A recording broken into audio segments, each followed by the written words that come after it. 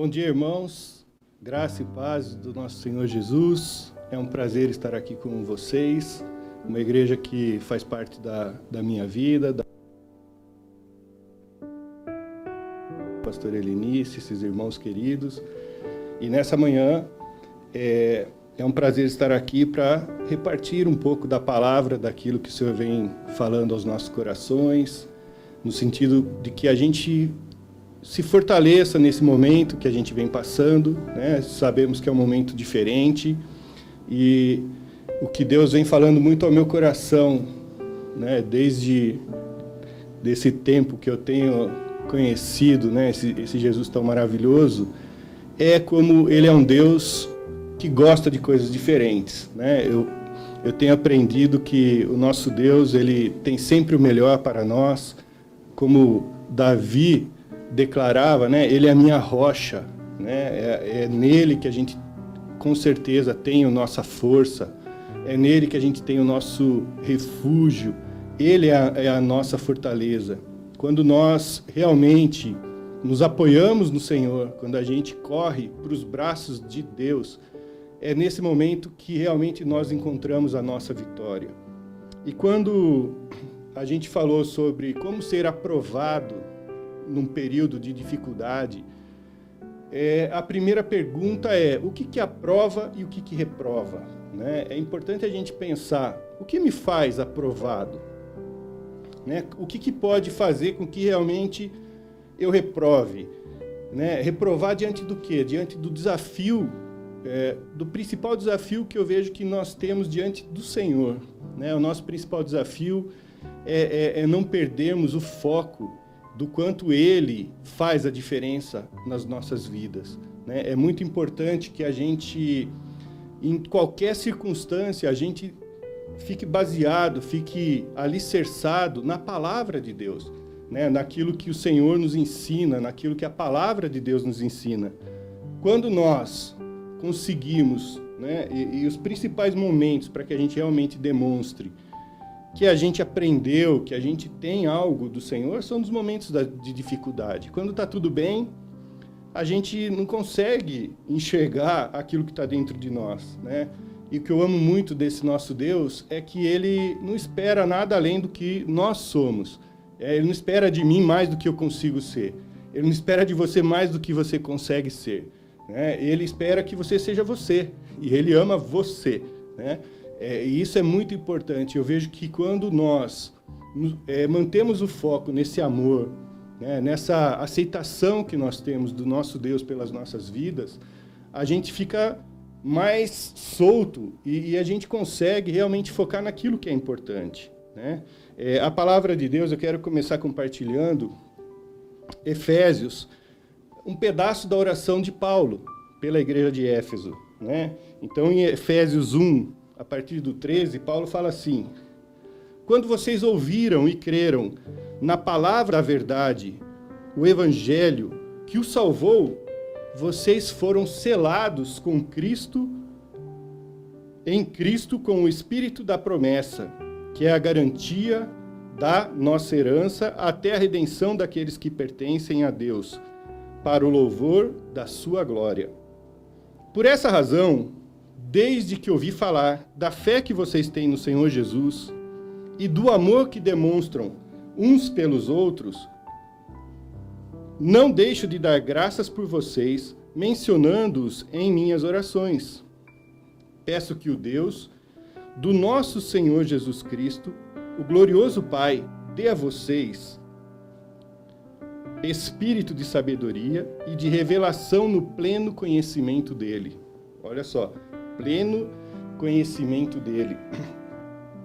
Oro também para que os olhos do coração de vocês, nosso coração tem um olho, sejam iluminados, a fim de que vocês conheçam a esperança para a qual ele o chamou, as riquezas da gloriosa herança dele nos santos e a incomparável grandeza do seu poder para conosco. Incomparável grandeza do seu poder para conosco. E o conosco, eu gosto muito quando eu estou lendo, tirar as terceiras pessoas e botar em primeira, né? a grandeza do seu poder, fale isso para você mesmo, a grandeza do seu poder para comigo, que Deus, Ele gosta e Ele trata comigo, com o individual, né? Às vezes a gente dilui, a gente fala assim, é conosco, aquele irmão é bênção, né? Então tá bom. Não, é comigo, a história é individual. A esperança para a qual Ele nos chamou, as riquezas da gloriosa herança dEle nos santos e a incomparável grandeza do seu poder para comigo, o que creio conforme a atuação da sua poderosa força. Esse poder que Deus tem falado aí com a gente, Ele exerceu em Cristo o poder disponível para que a gente descubra, para que a gente desfrute, é o poder que Deus exerceu na ressurreição de Cristo, né? Muitas vezes a gente escuta assim que tem solução para tudo, menos para a morte. É mentira. É uma mentira.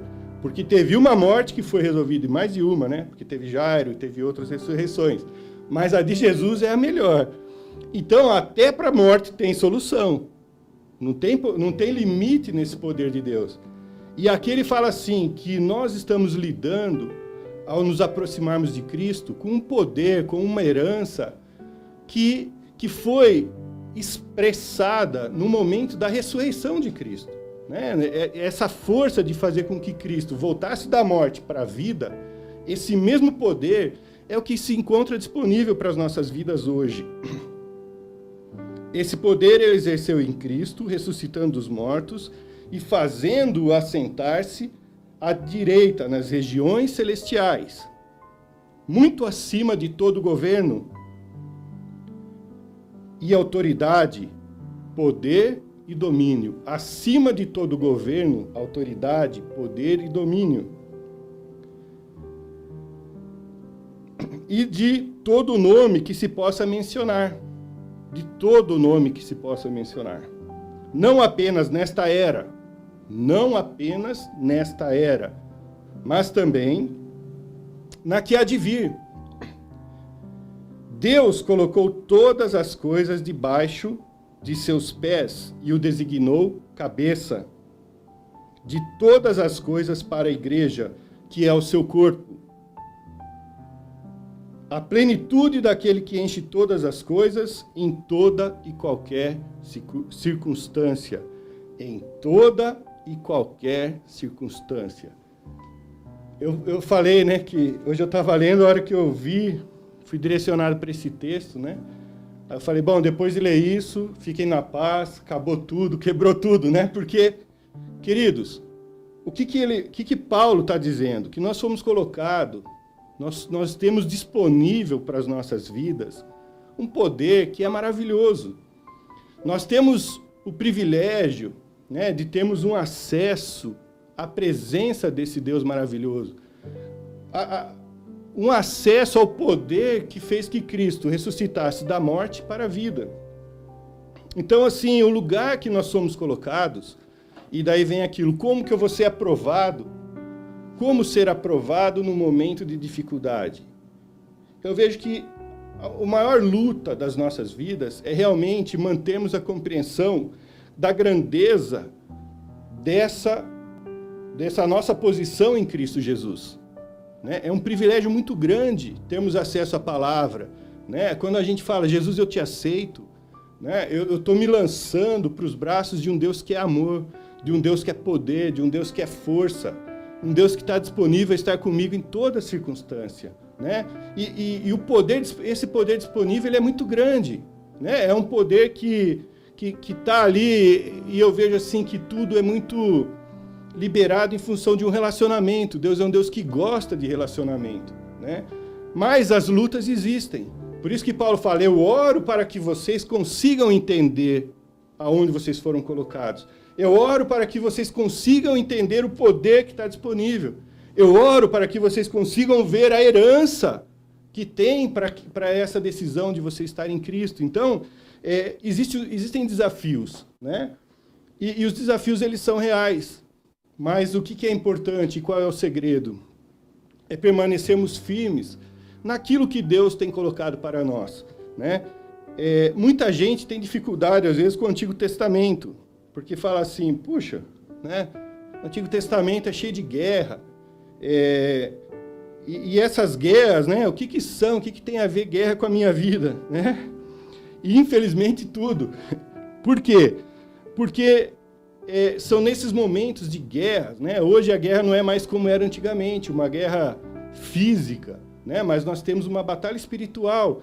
E Paulo nos ensina isso quando ele fala da armadura de Deus, né? Para a gente resistir no dia mal. Ele fala, ó, bota o capacete da salvação, pega um escudo da fé, pega a palavra, né? Que é a espada. Para quê? Para que isso, né, nos fortaleça e nos garanta a vitória. Então, a batalha, ela continua, né? Agora, qual é o segredo real da batalha? Da vitória, né? Para mim, eu coloco muito que o segredo da vitória está em Deus. Está nessa minha posição em Deus, né? Eu convido vocês a irem para 1 Samuel 13, aonde nós vamos ver um posicionamento de Saul, né? Saul foi o primeiro rei de Israel, né? E como primeiro rei, ele não sabia, não tinha tido outros reis, né? E aí eu vejo assim, eu vejo que a Bíblia muitas vezes ela é muito sincera na forma como ela expõe cada um dos personagens, né? Deus não oculta nada, né? A gente vê Davi, né? Davi é o homem segundo o coração de Deus, e quando Deus retrata a vida dele, Deus não fez, né? Quem estava escrevendo a palavra ali, sendo inspirado por Deus, Deus não fala assim, ó, pula a parte do pecado ali, do adultério, do homicídio, porque isso aí vai manchar a história de um homem que é o homem segundo o meu coração. Deus não fala isso, Deus deixa, Deus relata isso, né?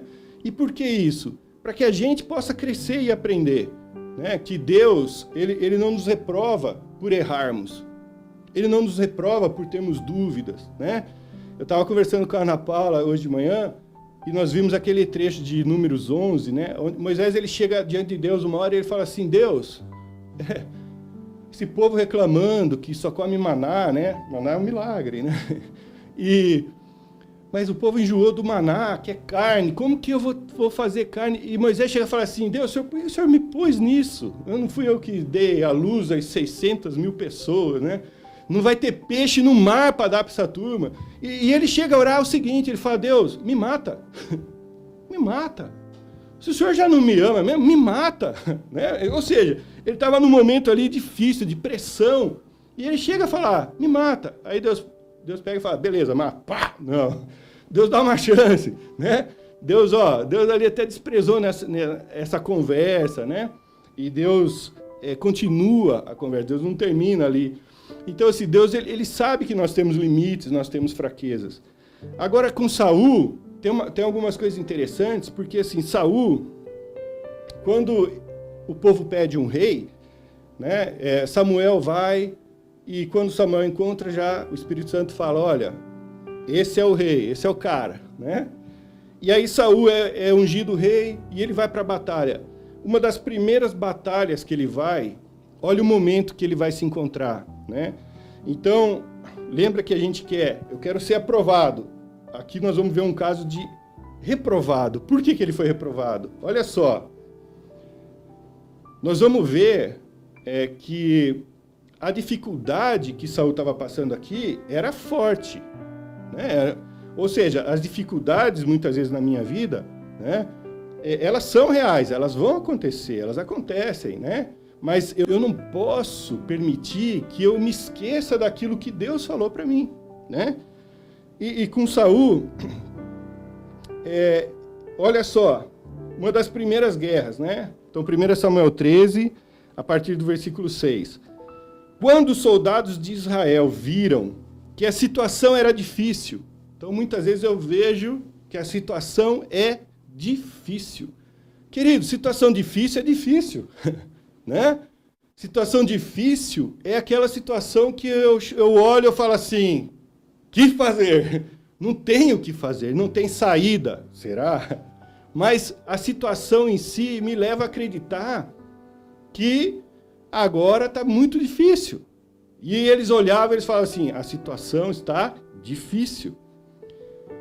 e que o seu exército estava sendo muito pressionado. O exército de Israel começou a ser pressionado. Eles eram numericamente muito menores.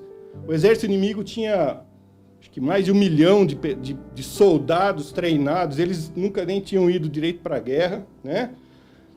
Então, um exército menor, sendo pressionado, uma situação bem difícil. Esconderam-se em cavernas. Olha só, os soldados começaram a ver que a situação, eles ficaram convictos, uma boa parte deles, que não ia ter jeito, não adianta eu ir para a guerra, eu vou perder, a guerra já está decidida, né? Eu já perdi, é derrota, eles começaram a se esconder. Agora imagina quem vai ficando, né? O exército que vai ficando, você vai vendo, opa, tem uma galera fugindo, se escondendo na montanha. Esconderam-se em cavernas e buracos. Aí eu começo a imaginar. Olha o desespero de uma pessoa para se enfiar num buraco para se esconder. Né? Eu imagino, você está na guerra, aí você vê um buraco e você se enfia ali, que você acha o quê, né? Agora eu estou num buraco, uau, resolvi meu problema. Gente, não resolveu nada, mas o cara está no buraco. E tem uns ficando, né? Tinha uns ficando com Saul. E a coisa ali, entre as rochas, e em poço e cisterna. Esses eu acho que é o gênio mesmo, né? Você está num lugar que você vê um poço, você pula no poço e fica lá embaixo. Pelo menos você tem água. Mas, gente, olha a situação. Que hora você vai sair do poço, né? Mas olha a situação. E uma galera ficando e sentindo pressionado, né? E o rei? O rei Saul, eu sou o rei. Mas eu estou vendo, opa, tem uma galera se escondendo. Tem gente pulando no poço. Aí ele fala, né? Quem pulou no poço sobreviveu, né? Está escondido no poço. O cara se acha mais seguro num poço, mas estamos lá. Alguns hebreus até atravessaram o Jordão para chegar à terra de Gade e de Gileade. Ou seja, o cara bateu recorde mundial de natação, é o medo, né? E fugiu da guerra, vazou, né? E uma galera, e o rei ficando com alguns. Aquela pressão. É uma situação difícil, né? É uma situação de guerra, de combate, de vida. Eu vou falar, puxa, eu vou morrer, né? O que eu estou fazendo? Defender Israel aqui. E uma galera saindo correndo, um nadando, um pulando em poço, outro num buraco, um na caverna. E mais alguns ficando, né? É uma situação realmente difícil. Saul ficou em Gilgal. E os soldados que estavam com ele... Agora, olha só. Os soldados que estavam com ele, alguns ficaram. Tremiam de medo. Queridos, tremer de medo é tremer de medo. Né? É o cara... Ai, meu Deus, você está ali com o rei. Ó, eu sou segurança do rei. Né? Eu sou segurança do rei e eu estou aqui. Né? Eu estou tremendo, gente. Né? Que segurança que é isso, né? O rei vai se sentir seguro. Olha para o guarda está lá, né? Segurança. Né? Estou aqui, vou morrer mesmo, né? Então, é uma situação de desespero. Difícil, né?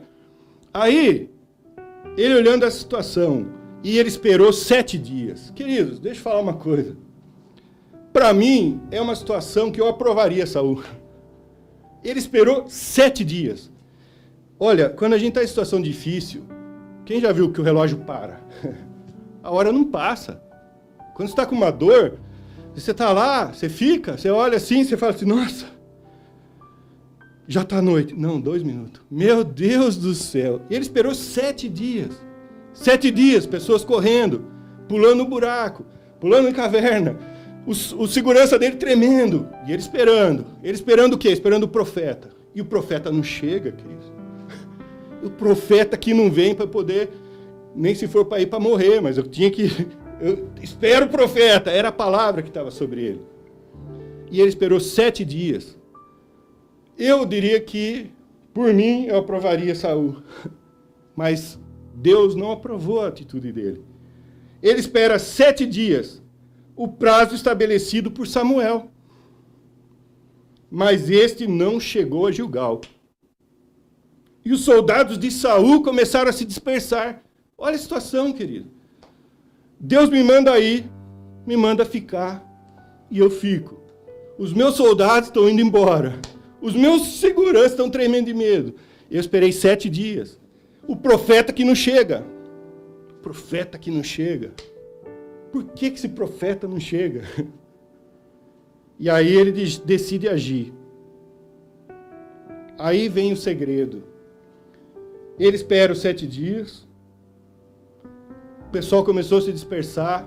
O profeta não chegou. Aí ele fala assim, e ele ordenou, tragam-me o holocausto. Ele não foi chamado para fazer o holocausto. Ele foi chamado para reinar. Ele foi chamado para liderar uma guerra. Ele foi chamado para vencer a guerra. Mas ele não foi chamado para sacrificar. Mas ele não aguenta. Ele não aguenta. E ele fala assim, quer saber? Traz o holocausto. Eu vou fazer o holocausto. Quando ele termina de oferecer, Samuel chega. Ai, meu Deus. Se eu sou Saul, acho que eu já batia até no profeta. Eu batia, falava, seu atrasado, você não está vendo? Você não sabe, que profeta que é você? Você não sabe a situação aqui? Olha o pessoal pulando em poço, pessoal indo embora, e você me chega atrasado, né? E foi mais ou menos até a situação de Saul. E eu falo, ó, eu estaria com Saul, reprovado, total. Porque realmente é uma situação difícil. Perguntou Samuel, o que você fez? Saul respondeu, quando eu vi que os soldados estavam se dispersando, que não tinha chegado no prazo estabelecido, que os filisteus estavam reunidos em Miquimás, pensei, agora os filisteus me atacarão em Gilgal, e eu não busquei o Senhor. Por isso, senti-me obrigado a oferecer o holocausto. Disse Samuel, você agiu como tolo, desobedecendo ao mandamento do Senhor. Aí eu pergunto, né? E eu? Eu tenho certeza, né? Eu falei, eu estaria junto com Saul, porque misericórdia, irmão. 7 dias, né? Deu meia-noite e 1 é 7 dias. Vai fazer o quê? O profeta não veio. Mas olha só, Deus estava aprovando Saul. Deus queria se entregar um pouco mais. Você vê como que algumas situações são parecidas, né? A gente olha e fala assim, não, mas isso é uma pegadinha, Deus. Né? Pegadinha, a hora que o cara, né? 7 dias, gente, dá quantas horas, né? 24, 48, puta mão de hora, o cara chega 10 minutos depois que acaba de fazer o holocausto. Para virar e falar, você foi louco. Acho que eu falo, ai, Senhor, né? Eu tô junto com Saul, né? Puxa, Deus. Mas, veja, por causa disso, será que foi isso que fez Saul ser reprovado? Só ele ter desobedecido? Será que Deus simplesmente olhou essa atitude e falou assim, por causa disso, eu te reprovo? Ou será que teve coisa a mais? Né? Eu penso que tem algo mais aqui. Né? Porque Deus, nós vemos Davi naquele momento de relax dele, ele faz um adultério. Aí depois, para resolver o adultério, ele faz um homicídio.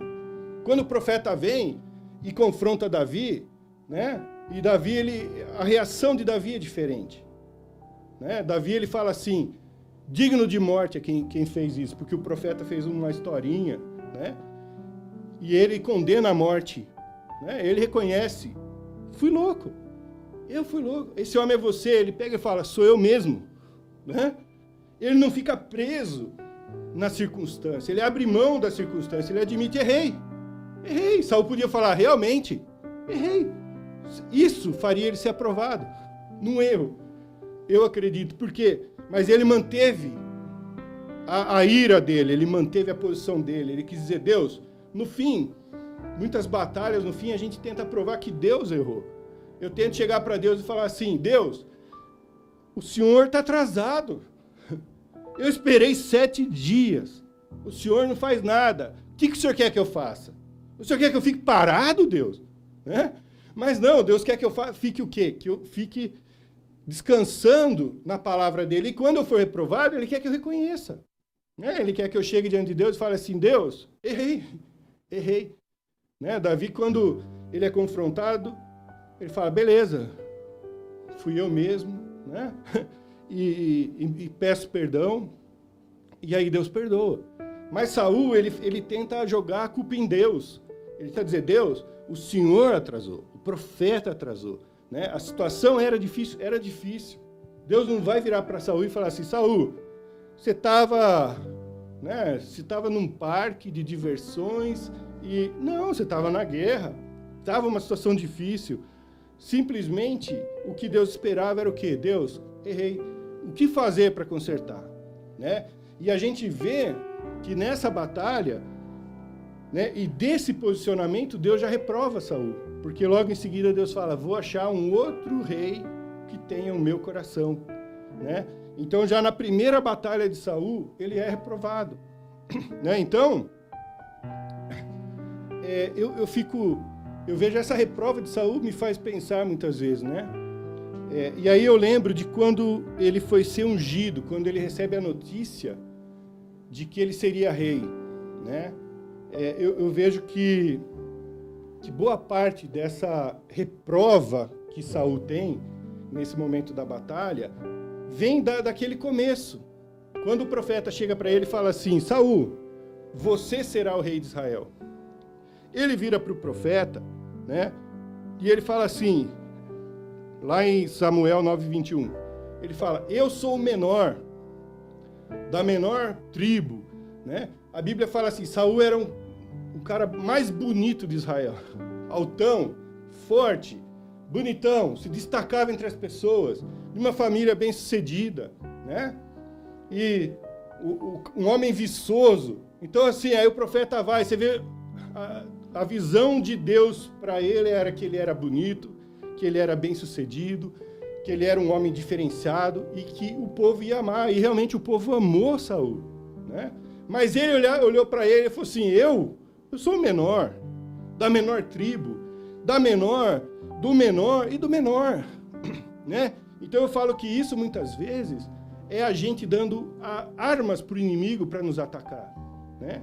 A visão que eu tenho de mim mesmo pode dar armas para o inimigo, né? Quando Davi é ungido, Davi nem foi chamado para a festa da unção, né? Samuel chega e fala para o pai de Davi, olha, eu vim aqui ungir um rei. O pai de Davi manda os filhos tomarem banho. Nem chama Davi do pasto. À noite todo mundo troca de roupa para o jantar. Aí vem o primeiro, né? Porque o pai de Davi pensou, é o meu mais velho, meu primogênito, o cara é forte, guerreiro, sarado, né? Chega na frente do profeta, o profeta olha e fala assim, esse é o cara, puto, esse é o... Que rei vai ser, legal. E aí Deus fala, não. Acho que o profeta, não, Deus, não. Tá. Não é ele. Vem o 2, não é ele. Vem o 3, vem o 4, vem o 5, não. Até que o profeta vira para o pai e fala, ué, acho que é ele de casa. O MEPS aqui estava errado, né? Do Espírito Santo. Errei a casa. Você tem outro filho? Ah, tem mais um. Quem era mais um? Ah, tá lá pastoreando. Chama ele. Querido, Davi chega. O que vocês estão fazendo? Jantar para o profeta. Ai, que legal. É esse. Né? Pequenininho. A Bíblia fala que ele era menor. Né? Ruivo. Né? Nada a ver com cara de guerreiro, né? E é esse. Acho que até o profeta falou, tem certeza, Deus, né? Sim. Aí ele unge Davi. Você não vê Davi falar assim, mas eu não fui convidado para minha festa de unção de rei. Não tem nada da Bíblia falando isso, né? E a gente não vê Davi. Davi, ele foi ungido rei. Olha a situação, querido. Ele foi ungido rei, no outro dia ele voltou a pastorear a ovelha, né? Agora você é rei, é um profeta, te unge. Aí você fala, tô com tudo, né? Igual nós vimos lá. Tô na região celestial no outro dia. Vai pro pasto. Eu vou pro pasto? Mas agora eu sou rei. Ele foi pro pasto, né? Ele começa a entrar em cena quando ele vai levar comida para os irmãos dele na guerra. Ele ainda nem estava em guerra. Aí é quando ele derrota Golias. Então, a gente não vê essa coisa de Davi se achar pequeno. Ele entendia, e ele, quando ele vai para enfrentar Golias, não era porque ele se achava grande, mas é porque ele sabia que Deus era grande. Ele declara, Deus, quem é esse circunciso? Só porque ele tem 2,20 metros? Só porque ele está cheio de ferro no corpo? Parecia o homem de ferro? Só por causa dele? Não, é um circunciso. Eu estou com Deus. E quem vai me dar a vitória é Deus. Então, ele não... Ah, Davi, põe a armadura, põe. Não consigo andar, né? Tira a armadura. Vou com o que tenho. Eu estou acostumado, gente. né? Deus já me treinou. Lá no pasto, Deus me treinou. Deus mandou leão, Deus mandou urso. E eu estou lá com meus ursos, com meu leão, protegendo a ovelha, sem me achar menor, né? Indo para cima. E aí quando ele vê um gigante, ele fala, quem é esse gigante? Para enfrentar o exército do Deus vivo. Eu, queridos, em Cristo, eu sou o exército do Deus vivo. Eu sou o corpo de Cristo. Eu tô rodeado de um poder que Deus usou para ressuscitar Jesus. É isso que está para mim. Aí eu tenho que olhar para uma circunstância e saber, peraí, tá difícil. Nossa, eu tô com Saul, eu já ia sacrificar porque está atrasado a bênção. Mas eu tenho que lembrar, peraí, Deus está comigo. Deus faz a diferença, né? E eu tenho que me lançar em Deus, me entregar em Deus. E realmente saber, Deus, o teu amor faz a diferença na minha vida, né? É o Senhor que tem algo para a minha vida. O Senhor me fez parte de um exército do Deus vivo. Eu não mereço, né? Eu mereço estar no pasto com as ovelhas. Mas o Senhor me pôs aqui. E a Bíblia fala que Deus nos fez sacerdotes, nos fez reis. E às vezes eu olho para a minha vida e falo, mas sou rei do quê? Né? Que rei sou eu? Não importa. Né? Não importa se eu sou o rei das minhas ovelhinhas lá no pasto. Mas eu tenho que estar lá e saber, vem um urso, vou para cima do urso. Sabendo, olha, Deus está comigo. Né? Deus está comigo. Vem um leão, não vai pegar minha ovelhinha não. Né? É isso que Deus me pôs, é isso que eu luto. Então, esse desafio, né? Esse é o desafio que eu vejo que nós temos, né? Em momentos difíceis, não abrir mão de que temos uma palavra, né? De que temos um Deus que é amor, um Deus que está disposto a me ajudar, um Deus que entregou o Filho dele por amor a mim, né? E quando Jesus ele vem, querido, se tem alguém que passou o que não merecia, se tem alguém que poderia falar alguma coisa, reclamar dessa vida, é Jesus. Jesus poderia, mas ele não reclamou. Ele suou sangue, né? Ele suou sangue. E a ciência admitiu isso mais ou menos em 1980, né? Que eles achavam que era impossível suar sangue. E em 1980, um grupo de cientistas descobriu que sim, é possível, no limite de estresse extremo, porque Jesus conseguia entender e saber o que ele ia passar, não pela dor física, mas pela dor de ser separado de Deus, por amor a mim e a você, né? E é esse amor que nos dá a vitória, é esse amor que nos faz ser diferentes, é esse amor que nos coloca numa posição especial de vitória, de conquista, né? Então, a aprovação de Deus nós já temos. A nossa aprovação vem do amor que ele mostrou entregando Jesus por mim.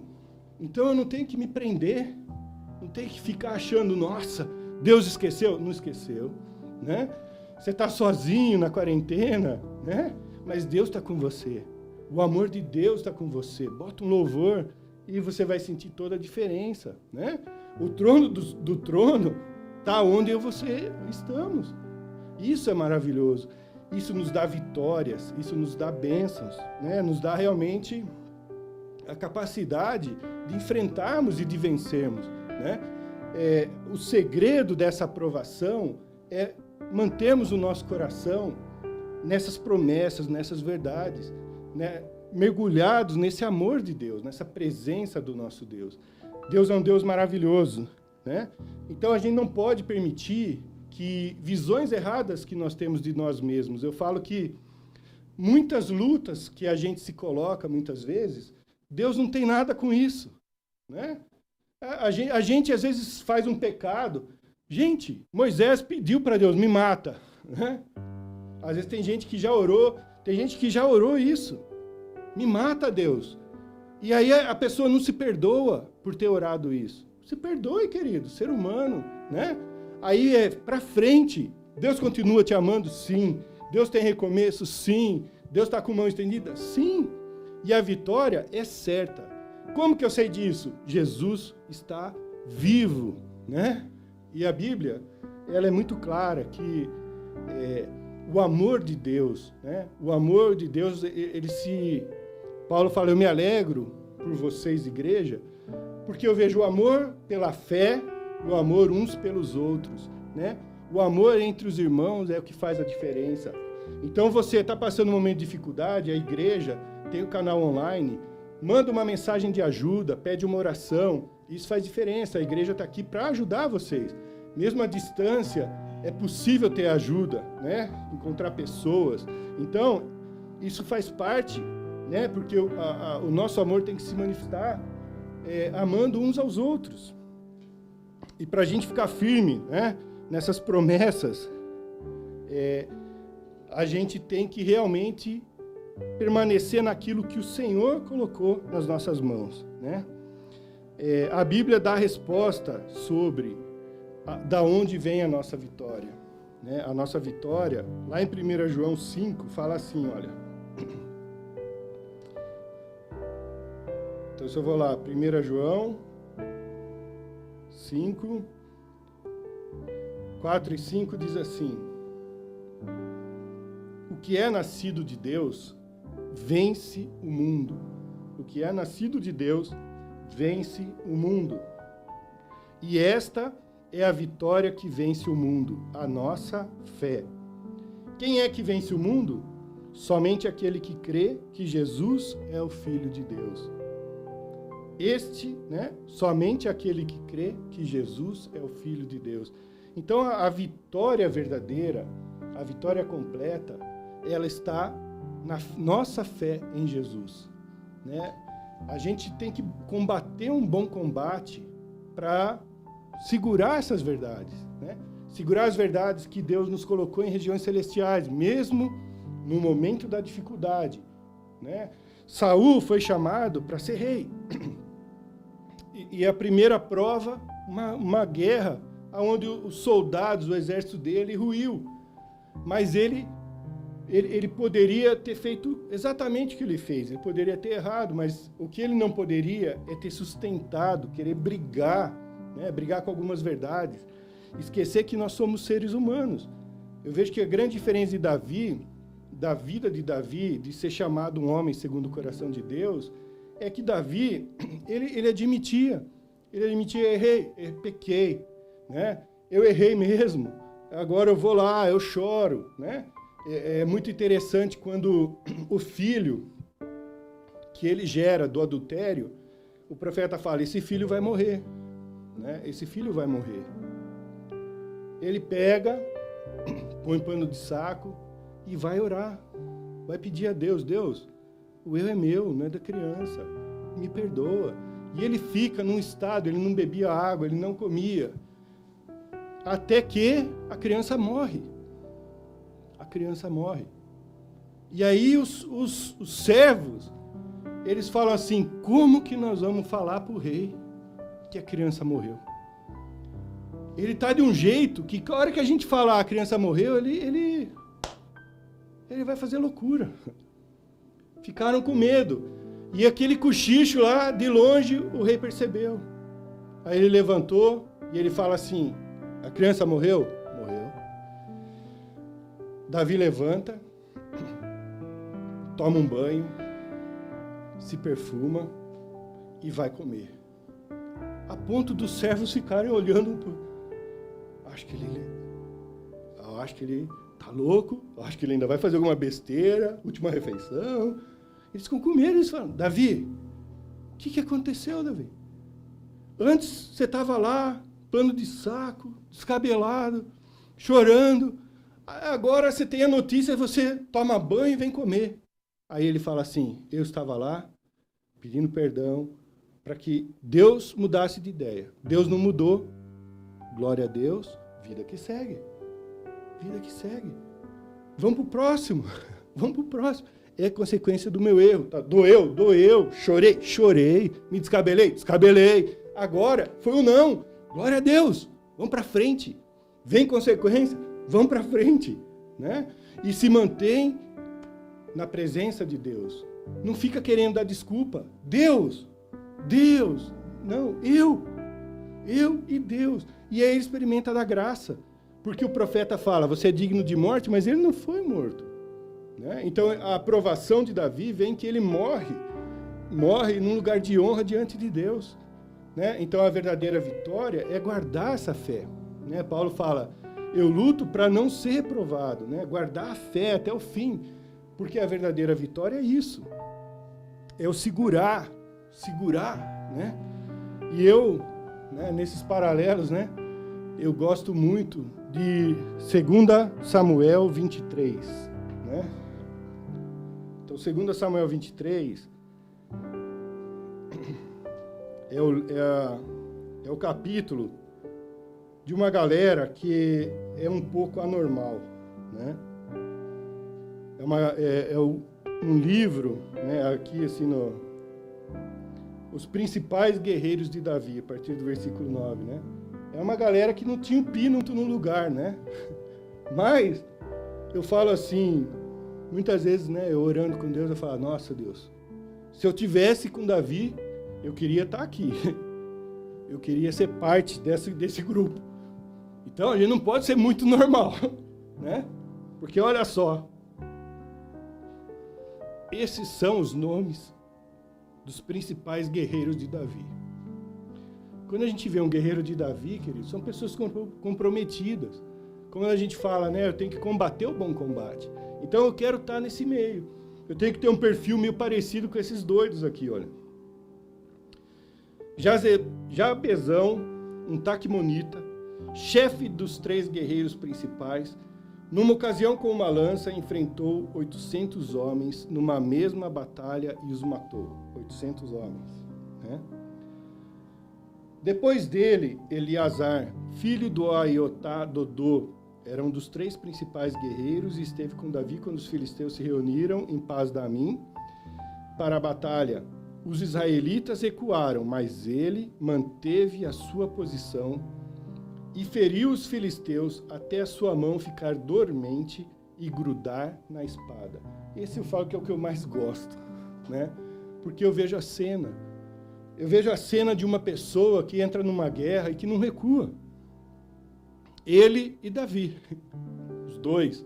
O exército vazou, os dois continuaram. E eles lutam, né? Eu penso nessa cena. Você imagina você lutar, né? Ó, ele manteve a posição até a sua mão, quando você termina, né? A sua mão, você não conseguir mais abrir, está presa na espada. Imagina que luta, querido, né? Mas é dessa luta que fez ele poder estar o nome escrito aqui. Fez dele ser um diferente, ter um diferencial. Então, assim, são nesses momentos, e as nossas lutas, como eu disse hoje, são lutas espirituais. São lutas, né, que vêm, né, o inimigo ele vem para tentar nos ferir. E no fim do dia, o que o inimigo tenta nos fazer é fazer com que a gente pense que nós somos pequenos, que nós não somos amados, que nós não estamos na promessa, que nós estamos longe de Deus, que é por causa de um erro, estou passando um aperto por causa daquilo. Não importa, querido. A luta é você ficar firme na posição. A luta vai tentar te tirar da presença, vai tentar tirar você do amor, do perdão, da graça, mas você tem que permanecer firme, tem que manter posição, a ponto da espada ficar grudada na sua mão se for preciso, né? Mas não recuar. Então, e é uma coisa assim, é uma coisa simples, mas eu vejo que Deus é um Deus muito sincero, que gosta de sinceridade, gosta de honestidade, gosta que a gente se coloque na presença dele e fala, Deus, se eu tivesse com Saul, Deus, eu estava lá junto com ele errando, sacrificando mesmo, né? Porque a coisa estava feia, Deus, né? Mas se eu tivesse lá, eu ia pedir perdão. Quando o profeta me falasse, você errou? Ai, Senhor, me perdoa, Pai, né? Mas estava feio. E eu tenho certeza que eu ia receber do teu amor, da tua graça, como Davi teve, né? E eu ia continuar, né? Continuar com o coração grato, né? A gente tem que vigiar para que a gente não deixe o inimigo usar aquelas visões erradas. Eu sou o menor, eu sou pequeno, né? Eu sou... Não importa, né? Deus não está te escolhendo se você é grande, se você é pequeno. Deus está escolhendo porque Ele ama, né? Ele te ama. Então, e Ele é um Deus disposto a derramar desse amor, né? Disposto a realmente fazer com que a gente experimente a presença dele. Ele gosta. Eu vejo que Davi, né, quando ele vai Quando ele ia para a guerra, ele não ia pensando, agora eu vou para a guerra para voltar com o meu nome engrandecido. Não, ele ia porque ele falava assim, eu vou para que o povo veja, para que o mundo veja que o meu Deus é um Deus grande. E isso fazia com que ele trouxesse a vitória. Isso fazia dele uma pessoa grande, mas ele sabia que não era ele. Ele sabia que ele representava o exército do Deus vivo. E nós, queridos, em Jesus, somos parte disso, somos corpo de Cristo, né? Nós temos tudo para realmente experimentarmos desse amor, dessa graça, dessa presença de Deus. Um Deus disposto a batalhar com a gente as nossas batalhas, né? Então, assim, que a gente muitas vezes se esforça para provar para Deus. Deus não quer, né? Deus ele quer que a gente se desenvolva, Ele quer que a gente cresça, mas com Ele. Não precisa uma revolta, né? Eu não quero, muitas vezes eu estou querendo provar para Deus, eu sou melhor. Deus, eu sou melhor que isso. Não importa, querido, né? Não deixa aí o inimigo usar isso para te afastar, né? Deus, Ele nos aceita como nós somos, né? Deus, Ele realmente é um Deus disposto a vir guerrear conosco as nossas batalhas, né? Que a gente permaneça firme, que a gente realmente guarde o nosso coração, né? Olha só o que nós lemos lá no começo, né? Fomos colocados numa posição de honra, numa posição de poder, numa posição onde nós temos uma herança eterna, nós temos desafios para nossas vidas, que são desafios reais, de realmente guardarmos a fé. Em Colossenses fala assim, aquele, né, que nós devemos buscar as coisas que são do alto, né? Eu estou de quarentena, querido, vai buscar coisas que são do alto, né? Não adianta, né, a gente ficar brigando com algumas coisas, com político, né, ficar irado. Eu posso usar o meu tempo para buscar as coisas do alto, que são acessíveis, né? Deus, Ele fala, busque as coisas que são do alto. Estou tendo mais tempo? Vou lá, né? Vou mergulhar na palavra de Deus. É uma palavra gostosa, uma palavra que realmente me dá vitórias, né? Então, o nosso desafio, né, que nesse dia, né, a gente seja renovado em permanecermos na presença desse Deus maravilhoso, né? Na presença desse Deus que faz a diferença. Que a gente não deixe que o inimigo roube, né, as verdades que Jesus nos deu acesso, né? Que a gente não permita que nenhuma seta realmente nos distancie do propósito daquilo que o Senhor tem para as nossas vidas, né? Eu quero fazer uma oração nesta hora, né, para que realmente a gente seja nesse momento fortalecido e renovado na presença desse Deus maravilhoso, né? Pai, nós te louvamos pelo privilégio de conhecermos a Tua Palavra, de estarmos meditando na Tua Palavra, Pai. E que, Senhor, que cada um de nós possamos colocar os nossos corações diante do Senhor nesta hora, pedindo o Teu renovo, a Tua visitação sobre as nossas vidas. Que cada uma dessas pessoas que estejam aqui, que ouçam essa palavra, Pai, possam ser renovadas e fortalecidas para, Senhor, experimentarem mais do Teu amor, da Tua graça e do Teu poder. Que, Senhor, não sejamos, ó Pai, roubados, né, da posição que temos sido colocados em Cristo Jesus, mas que todos experimentemos a Tua graça e o Teu amor sobre as nossas vidas. Profetizo renovo, profetizo, ó Pai, forças, alegria, ó Senhor, e que as Tuas mãos, Pai, estejam estendidas sobre nossas vidas, nossa região, nossas cidades. Ó Pai, nossos governantes, venha com a Tua bênção, ó Pai, que possamos ver as Tuas mãos e o Teu mover, Pai, porque o Senhor é maior, Pai. O Senhor é maior que toda dificuldade. O Senhor está além. E que todos possamos sair com uma experiência de amor, de vitória, Senhor, em nome de Jesus. Que sejamos renovados na Tua presença, é o que pedimos agradecidos, em nome de Jesus. Amém, queridos. Né? Que foi um prazer aí, que realmente o Senhor fortaleça o coração de cada um, que a gente saia renovado, né, e desafiado a permanecermos firmes nas promessas e nas vitórias que o Senhor tem para as nossas vidas. Foi um prazer, muito obrigado pela oportunidade aí dos irmãos, né? E que a gente consiga contribuir e ajudar bastante, que nós como igreja é importante fazermos a diferença na nossa sociedade também, né? Obrigado.